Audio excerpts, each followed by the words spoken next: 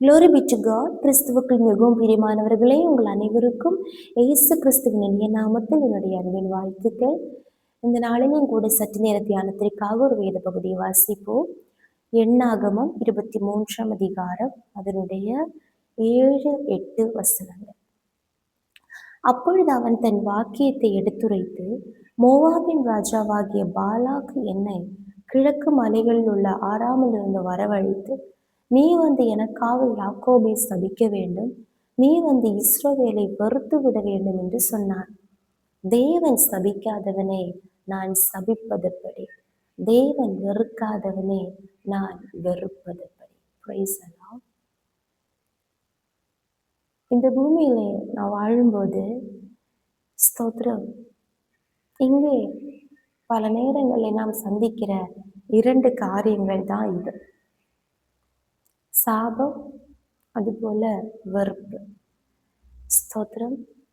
ஆனால் ப்ராவர்ப்ஸ், நீதிமொழிகள் 26ஆம் அதிகாரம் 2ஆம் வசனத்திலே வாசிக்கிறோம், அடைக்கலான் குருவி அலைந்து போவது போலும், தகைவிலான் குருவி பறந்து போவது போலும், காரணம் இல்லாமல் இட்ட சாபம் தங்காது.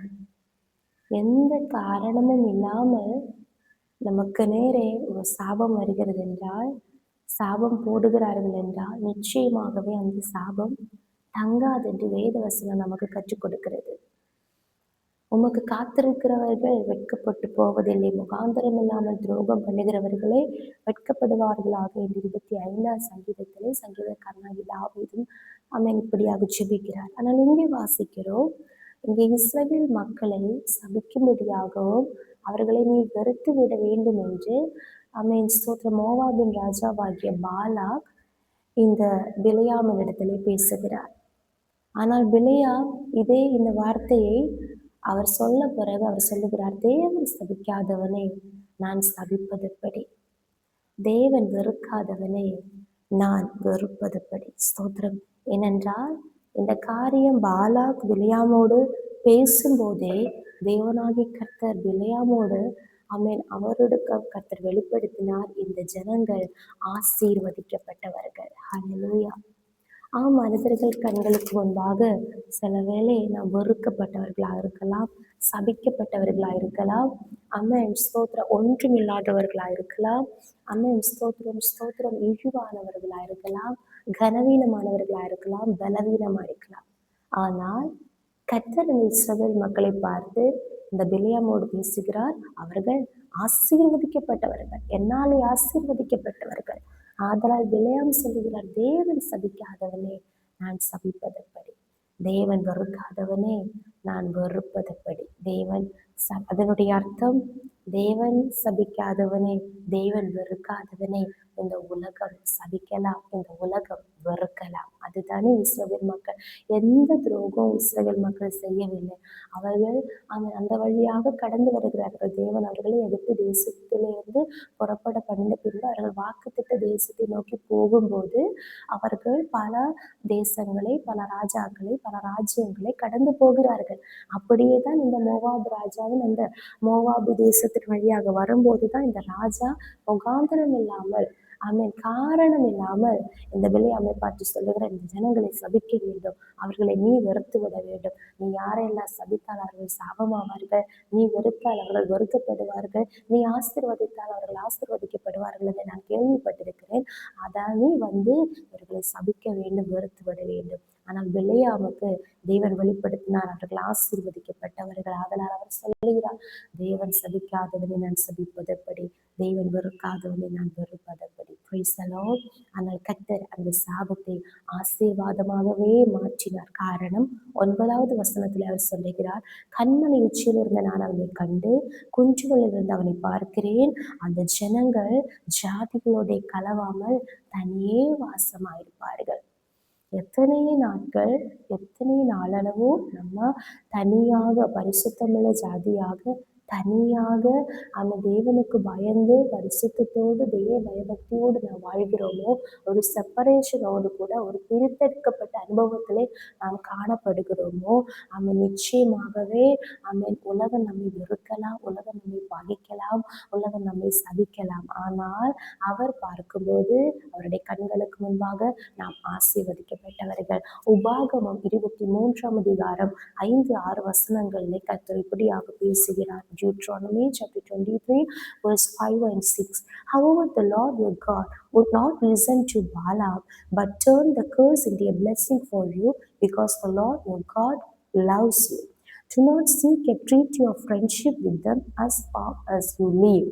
இங்கே ஸ்தோத்திரிங்க மோசே மூலமாக திரும்பவும் இஸ்ரவேல் மக்களோட கர்த்தர் பேசும்போது சொல்லுகிறார், உன் தேவனாகிய கர்த்தர் விலையாமுக்கு செய்வதற்கு சித்தம் இல்லாமல் உன் தேவனாகிய கர்த்தர் உண்மையில் அன்பு கூர்ந்தபடியினால் உன் தேவனாகிய கர்த்தர் அந்த சாபத்தை உனக்கு ஆசீர்வாதமாக மாற பண்ணினார்.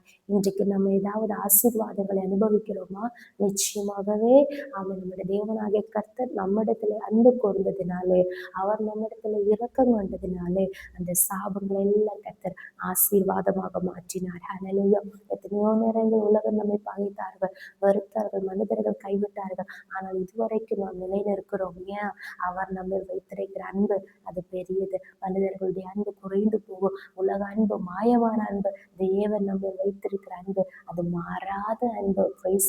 அநாதி சிநேகத்தா நான் உன்னை நேசித்திருக்கிறேன் என்று கர்த்தர் சொல்கிறார். அவர் அன்பு கூர்ந்தபடினால் சாபத்தை ஆசீர்வாதமாக மாற்றினார். அதனால் நீ என்ன பண்ண வேண்டும்? மறுபடியும் ஜெபத்தோடு சொல்லுகிறார், do not seek a treaty of friendship with them. நீ வாழ்நாளளவோ உன் வாழ்நாளளவோ அவங்களோடு கூட எந்த ஃப்ரெண்ட்ஷிப்பும் நீ வைத்து கொள்ளாதே என்று சொல்லுகிறார். அதாவது தேவன் அவருடைய நோக்கம் இன்னும் இந்த ஜனம் தனித்து வாசம் பண்ணுகிற ஜனமாக காணப்பட வேண்டும். பிரித்தெடுக்கப்பட்ட பரிசுத்தமுள்ள ஜனமாகவே காணப்பட வேண்டும். தமிழ்ல வாசிக்கிற நீ ஆயுள் நாட்கள் அளவும் ஒரு காலம் அவர்கள் சமாதானத்தையும் நன்மையும் தேடாது. கர்த்தர் தான் சாபத்தை ஆசீர்வாதமாக மாற்றினாரே. திரும்ப ஏன் அவர்களுடைய நன்மை தேடி போனோம்? ஏன் அவருடைய சமாதானத்தை தேடி போயிடும்? இதுதான் இன்றைக்கு கர்த்தர் நம்மோடு பேசுகிறார். உலகம் தருகிற சமாதானம் வெள்ளத்தின் குமலை போல் இருக்கிறது. உலகம் தருகிற நன்மை எல்லாம் இங்கேயே அழிந்து போகிறது. ஆனால் அவர் நமக்கு அவரே பிதாவாகிய தேவன் இயேசு கிறிஸ்துவை நமக்காக தந்து மரத்தின் மேல் தூக்கப்படுகிற எவனும் சபிக்கப்பட்டவன் என்று எழுதியிருக்கிறது போல இயேசு கிறிஸ்து நமக்காக சாபமாக மாறி இயேசு கிறிஸ்து மூலமாக ஆபிரகாமின் ஆசீர்வாதத்தை நமக்கு தந்திருக்கிறார். திரும்ப நம்ம ஏன் உலகம் தருகிற நன்மை தேடி போகணும்? ஏன் உலகத்தின் சமாதானத்தை தேடி போகணும்? வேண்டாம். இந்த நாட்களில் பிரித்தெடுக்கப்பட்ட அனுபவத்திலே பரிசுத்தமாக்கப்பட்ட ஜனமாக தெய்வ சமூகத்திலே தனித்து வாசம் பண்ணுகிற அனுபவத்தோடு ஜெபத்தோடும் வேதவசன தியானத்தோடும் விசுவாசத்தோட நம்பிக்கையோடும் இயேசு கிறிஸ்து வருகை நம்பிக்கையோடு கூட முன்னேறி செல்வமாக இன்னும் கர்த்தர் எல்லா விதமான ஆசீர்வாதங்களால் தேவன் நம்மை நிரப்புவார். பரலோகத்தில் எல்லா விதமான ஆவிக்குரிய ஆசீர்வாதங்களாலும் பூமியிலே நமக்கு தேவையான நன்மைகளாலும் கர்த்தர் நம்மை நிரப்புவார். இந்த வசனத்தின்படி கர்த்தர் நம்மை ஆசீர்வதிப்பாராக. ஆமென். ஸ்தோத்திரம். யார் வெறுத்தாலும் யார் சபித்தாலும் தேவனால் நாம் ஆசீர்வதிக்கப்பட்டவர்கள் என்ற எண்ணத்தோடு ஜெபிப்போம். இயேசுவே ஸ்தோத்திரம்.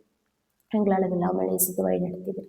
எங்கள் அன்பின் பரலோக பிதாவே, ஆசீர்வதிக்கப்பட்டதார் இந்த நாளிலே நீர் எங்களுக்கு தந்த வார்த்தைக்காக ஸ்தோத்திரம். ஆண்டவரே, நீர் எங்களை ஆசீர்வதித்திருக்கிறீர். எங்களை ஆசீர்வதிக்கவே உங்களுடைய பிள்ளையாக இயேசு எழுப்பி எங்களிடத்திற்கு முதலாவது அனுப்பினீர் என்று அப்போஸ்தலர் 3ஆம் அதிகாரம் 26ஆம் வசனத்திலே வாசிக்கிறோம். ஆண்டவரே, நீர் எங்களுக்காக சாபமாக மாறினீரே எங்களை ஆசீர்வதிக்கும்படியாக. அப்பா ஸ்தோத்திரம். மனிதர்கள் சபித்த நேரங்களிலே அப்பா ஸ்தோத்திரம், நீர் அதை எல்லாம் ஆசீர்வாதமாக மாற்றினீர். அவர்கள் வெறுக்கும் போது நீர் எங்களை அதிகமாக நேசித்தீர். அப்பா உமக்கு நன்றி, உமக்கு நன்றி, உமக்கு நன்றி கர்த்தாவே.